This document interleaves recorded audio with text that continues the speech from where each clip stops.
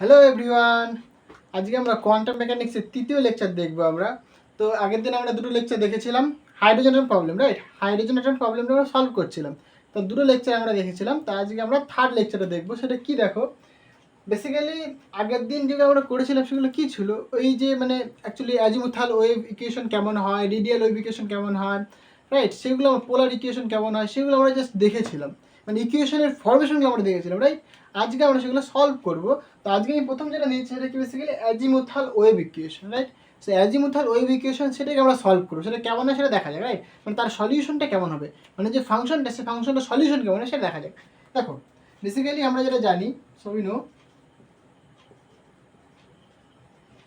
যে differential equation of azimuthal wave, right? মানে azimuthal wave equation. So azimuthal wave ইকুয়েশনটা কেমন হয় দেখো, অ্যাজিমুথাল ওয়েভ ইকুয়েশন কি ছিল বলো?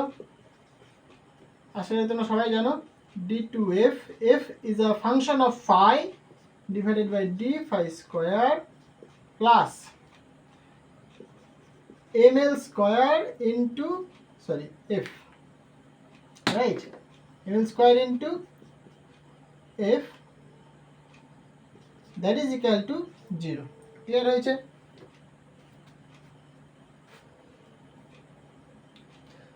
সো দেখো তাহলে এটা আমরা পেলাম আমরা, তাহলে এইটা বেসিক্যালি কি অ্যাজিমুথাল ওয়েভ ইকুয়েশন, রাইট? এটা হচ্ছে তোমার অ্যাজিমুথাল ওয়েভ ইকুয়েশন, যেখানে এই এমএলটা বেসিক্যালি কি অরবিটাল অ্যাঙ্গুলার মোমেন্ট, মানে অরবিটাল কোয়ান্টাম নাম্বার, রাইট? এটা অরবিটাল ম্যাগনেটিক কোয়ান্টাম নাম্বার। এখানে এমএল যেটা বলছি আমরা সেটা কি basically orbital magnetic quantum number. Hello, আচ্ছা, তাহলে এটা সলিউশন আমাদের করতে হবে, রাইট? এই কোয়েশ্চনটা ভালো করে তাকিয়ে দেখো, এটা একটা সিম্পল হারমোনিক মোশনের মতো নয়, তাই না? একটা সিম্পল হারমোনিক মোশনের মতো ইকুয়েশন এটা একটা। তাহলে আমরা তার সলিউশন জানি বেসিক্যালি। অ্যাকচুয়ালি সিম্পল হারমোনিক মোশনে যেটা হয় basically d2x by dt square plus omega square into x that is equal to 0। তাহলে এর যে সলিউশন সেটা আমরা দেখি না, x as a function of t equal to অনেকগুলো ফর্ম লেখা যায়। এটা মানে এক্সপোনেনশিয়াল ফর্মে লেখা যায়, আয়োটা ফর্মে exponential E to the power, মানে e to the power of iota এরকম ফর্মে লেখা যায়, আবার কস সাইন ফর্মে লেখা যায়, রাইট? তো আমরা এটা সলিউশন কেমনই লিখবো আমরা দেখো। So solution of this equation, মানে এটা বেসিক্যালি দিস ইজ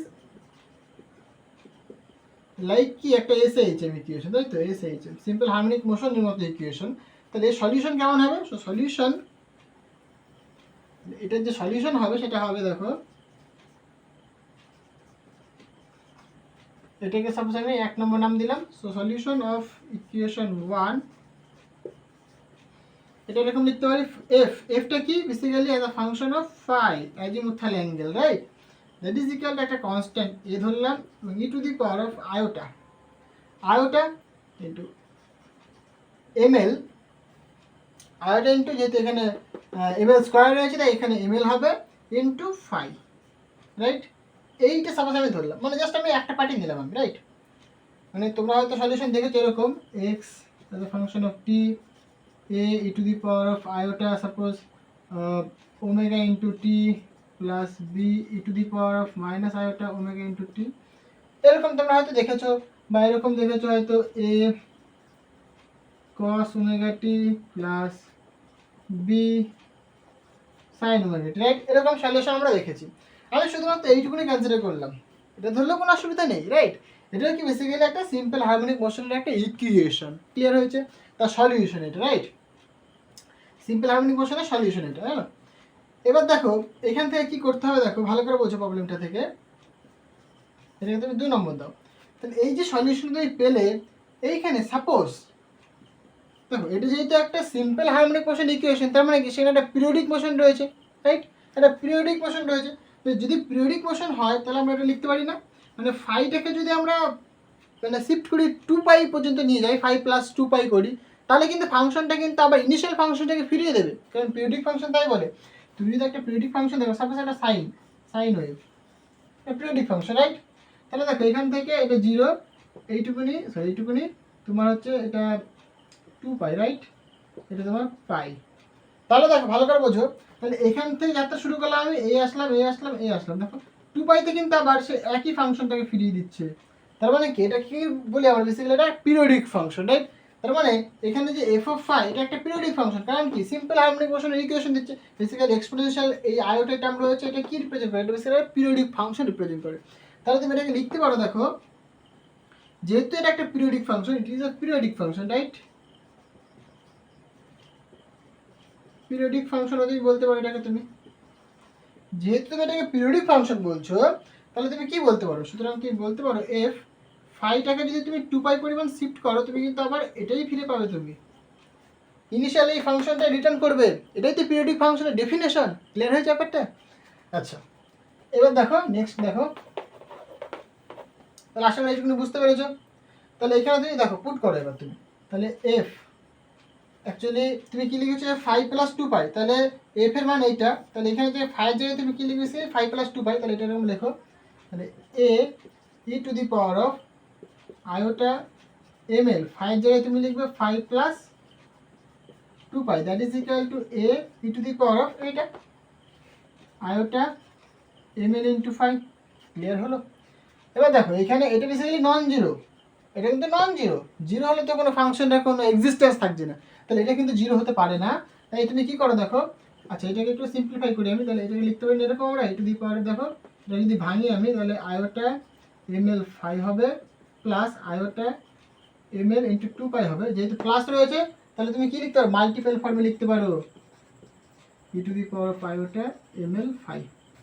তাহলে এখান থেকে তুমি বলতে পারো A e to the power of iota M L 5 into হ্যাঁ into e to the power of iota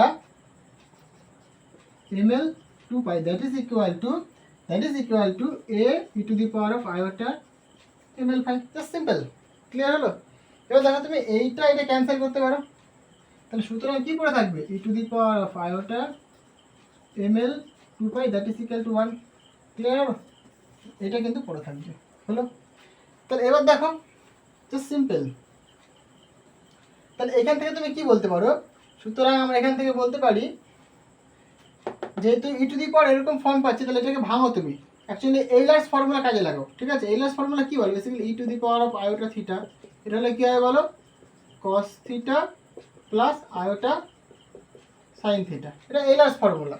তাহলে সেই ফর্মুলা এখানে কাজে লাগাও, এখানে থিটা মানে কত এম এল 2 পাই, তাহলে জাস্ট এইলার্স ফর্মুলা কাজে লাগাও, তাহলে এটা হয়ে যাবে। তাহলে সুতরাং আমরা লিখতে পারবো এখান থেকে দেখো কস অফ, তাহলে থিটা মানে basically M L into 2 pi plus iota sine of 2 pi into M L into 2 pi, একই ব্যাপার, ইকুয়াল টু এখানে কত 1 দেখো। দেখো এই যে 1 এটা কি একটা রিয়েল নাম্বার, এখানে কি রিয়েল পার্ট কোনটা, এটা কি ইমাজিনারি পার্ট, রাইট? মানে এটা ইমাজিনারি নাম্বার। তাহলে আমরা যদি কম্পেয়ার করি, compare with real part, right? তাহলে রিয়েল পার্টের সাথে তুমি কম্পেয়ার করো, তাহলে কম্পেয়ার করলে কি পাবে তুমি, সুতরাং তুমি বলতে পারবে cos of 2 pi into M L that is equal to কত 1, এটা বলতে পারো তুমি। হলো? এবার কসের কত মানে কত মান হচ্ছে তোমার 1 আসে বলো। সো আমরা জানি বেসিক্যালি 2 পাই এম এল এর ভ্যালু যদি সাপোজ 0 হয়, cos 0 কিন্তু 1 দেয়, রাইট? যদি 0 হয় তাহলে 1 পাবে তুমি, এবং যদি প্লাস মাইনাস 2 পাই হয় তাহলেও তুমি 1 পাবে, বিকজ কসের পায়ের ভ্যালু কত হয়, পায়ের ভ্যালু -1 হয়, কিন্তু 2 পাই মানে ইভেন পায়ের ভ্যালু কিন্তু অলওয়েজ 1 দেয় কসের ক্ষেত্রে, এগুলো তোমরা সবাই জানো। তাহলে প্লাস মাইনাস 2 পাই বলো, প্লাস মাইনাস 4 পাই বলো, প্লাস মাইনাস 6 পাই বলো, সব কিছুর ভ্যালু কিন্তু 1। তাহলে এখান থেকে তুমি দেখো এম এল এর মান ক্যালকুলেট করতে পারো, এম এল ইকুয়াল তুমি বলতে পারো দেখো 2 পাই দিয়ে ভাগ করে দাও, 0 থাকছে 2 পাই দিয়ে ভাগ করে দিলে পরে এখানে প্লাস মাইনাস 1 থাকছে, 2 পাই দিয়ে ভাগ করে দিলে প্লাস মাইনাস এখানটায় 2 থাকছে, এখানে প্লাস মাইনাস 3 থাকছে, এইভাবে ডট চলছে এইভাবে। তাহলে এম এল এর আমরা এই ভ্যালুটা পাই আমরা। ক্লিয়ার? এটা কি বেসিক্যালি এইটাই হচ্ছে তোমার orbital magnetic quantum number. Clear হলো? এটা তোমার অরবিটাল ম্যাগনেটিক কোয়ান্টাম নাম্বার। তার ভ্যালুটা কেমন হয়, 0 হতে পারে, প্লাস মাইনাস 1 হতে পারে, প্লাস মাইনাস 2 হতে পারে, প্লাস মাইনাস 3 হতে পারে, এটা আবার আরও ডিপেন্ড করে পরবর্তী সময় আমরা দেখবো যে এই ভ্যালু কত পর্যন্ত থেকে থামতে পারে, কি হতে পারে না হতে পারে, সেগুলো আমরা আরও আস্তে আস্তে বুঝতে পারবো। তাহলে মোটামুটি আমরা বুঝতে পারলাম যে এমএল এর ভ্যালুটা কেমন হয়, 0 +-1 +-2 +-3 এই হয়ে যাচ্ছে, রাইট? ক্লিয়ার হয়েছে ব্যাপারটা? আচ্ছা, এবার দেখো তাহলে আমরা এমএল এর ভ্যালু পেয়ে গেলাম, রাইট? অসুবিধা নেই, কারণ এখানে দেখো দুটো কনস্ট্যান্ট নিয়েছিলাম বেসিক্যালি ই টু দি, আমরা কেমন ধরেছিলাম ফাংশনটা আমরা এরকম ধরেছিলাম না? আচ্ছা এখানে মুছছি আমি। ফাংশনটা আমরা ধরেছিলাম এরকম যে f of as a function of phi a e to the power of iota ml, right? iota ml into phi, এটা ছিল। ক্লিয়ার হয়েছে? তাহলে এই যে এমএলটা, এই যে এমএলটা পেয়ে গেছি আমরা, অসুবিধা নেই। কিন্তু আমাদের কাছে কিন্তু আরেকটা কনস্ট্যান্ট আননোন রয়েছে, এটা কি এ, আরেকটা কনস্ট্যান্ট আননোন রয়েছে, এটা কি এ। তাহলে এটা আমরা কি করে বের করবো সেটা আমাদেরকে দেখতে হবে, ঠিক আছে? তো সেটাকেই বলে আমরা কি নর্মালাইজেশন কন্ডিশন। তাহলে নর্মালাইজেশন কন্ডিশন তোমরা জানো, জাস্ট এখানে পুট করে দাও। তাহলে নর্মালাইজেশন কন্ডিশন তুমি এখানে অ্যাপ্লাই করলে তুমি এর ভ্যালুটা তুমি পেয়ে যাবে। ক্লিয়ার হলো? তাহলে এখানে মুছে এটা, হ্যাঁ, নর্মালাইজেশন কন্ডিশন অ্যাপ্লাই করো। সো নর্মালাইজেশন কন্ডিশন কি বলছে? Normalization condition, right? দেখো নর্মালাইজেশন কন্ডিশন যেটা বলে বেসিক্যালি, ধরো তোমার হাতে এই ফাংশনটা রয়েছে, তো কিন্তু এই ফাংশনটা যে ফাইটা লিমিট কত? 0 থেকে 2 পাই, 0 থেকে 2 পাই। তাহলে 0 থেকে এখানে 2 পাই করো, কিন্তু ফাংশনটা f into f star phi function, so d phi equal to 1। Clear হয়েছে? তাহলে এইটাই কি নর্মালাইজেশন কন্ডিশন এটা। তাহলে এখানে তুমি ফাই ভ্যালু পুট করে, সরি এফ এর ভ্যালু তুমি পুট করে দাও। তাহলে এখানে তুমি লেখো 0 থেকে 2 পাই এফ মানে কত? a e to the power of iota ml phi into F star মানে কি লিখবে তুমি? a e to the power of iota ml phi তার star into D phi equal to 1। এখান থেকে তুমি এর ভ্যালুটা বের করতে পারবে। সুতরাং এখানে তুমি লিখতে হবে, দেখো 0 থেকে 2 পাই a ইন্টু এখানে কি হবে? a স্টার হবে, সুতরাং a ইন্টু a স্টার। এটা কমপ্লেক্স নাম্বার না রিয়েল নাম্বার সেটা আমরা জানি না, তাই আমি a স্টার লিখলাম, রাইট?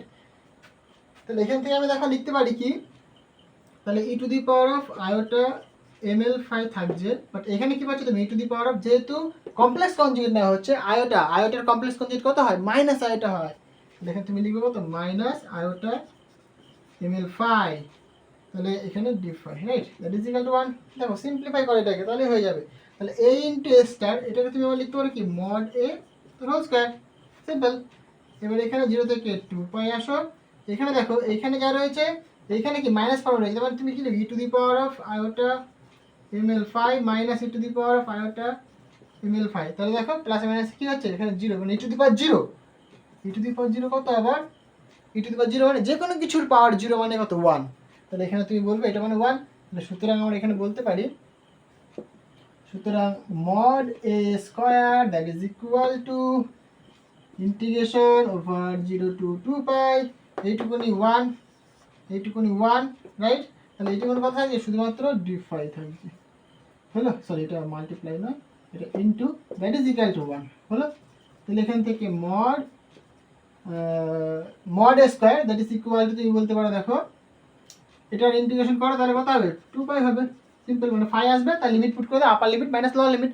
তাহলে আপার লিমিট যদি 2 পাই, লোয়ার লিমিট যদি 0, তাহলে লোয়ার লিমিট বসানোর কোনো প্রয়োজন নেই এখানে, মানে দরকার নেই হবে, রাইট? তাহলে এটা ইকুয়াল টু আমরা 1 বলতে পারি। সুতরাং mod a square equal to তুমি বলবে 1 ওভার 2 পাই, রাইট? সুতরাং a ইকুয়াল টু তুমি বলবে 1/√2 পাই। তাহলে দেখো এইটা তুমি পাচ্ছ ভ্যালু। এটা কি? এটাকে বলে আমরা নরমালাইজড কনস্ট্যান্ট, নরমালাইজড কনস্ট্যান্ট, ওকে? এটাকে বলা হয় থাকে নরমালাইজড কনস্ট্যান্ট, হলো? তাহলে নরমালাইজড কনস্ট্যান্ট তুমি পেয়ে গেছো। তাহলে তোমার ফাংশনটা, তাহলে অ্যাকচুয়াল ফাংশনটা কেমন দেখতে? সুতরাং আমরা বলতে পারবো যে azimuthal wave function. So azimuthal wave ফাংশনটা কেমন দেখতে হচ্ছে? সো অ্যাজিমুথাল ওয়েভ ফাংশন আমরা বলতে পারি f as a function of phi that is equal to a মানে কত পেলাম? 1/√2 পাই, হলো? এটা তোমার কি আমাদের নর্মালাইজড কনস্ট্যান্ট হলো into e to the power of iota ml into 5। ml এর ভ্যালু তুমি জানো, সো এরকম লিখে দাও ওয়ার ml এর ভ্যালু কত বলো, ml ইকুয়াল টু বেসিক্যালি 0 হতে পারে, প্লাস মাইনাস 1 হতে পারে, প্লাস মাইনাস 2 হতে পারে, প্লাস মাইনাস 3। তাহলে এই হচ্ছে তোমার কি অ্যাজিমুথাল ওয়েভ ফাংশন। ওকে, অ্যাজিমুথাল ওয়েভ ইকুয়েশনের সলিউশন হচ্ছে তোমার এটা। ক্লিয়ার হয়েছে? তো এইভাবে কিন্তু আমরা সমস্ত কিছু সলভ করতে পারবো। হলো, তো আজকে আমরা অ্যাজিমুথাল ওয়েভ ইকুয়েশনের সলিউশন দেখলাম, নেক্সট দিন আমরা রেডিয়ালের দেখব। ওকে, তো আজকে এই পর্যন্ত থাক, দেখা হবে আবার নেক্সট ভিডিওতে। So thank you.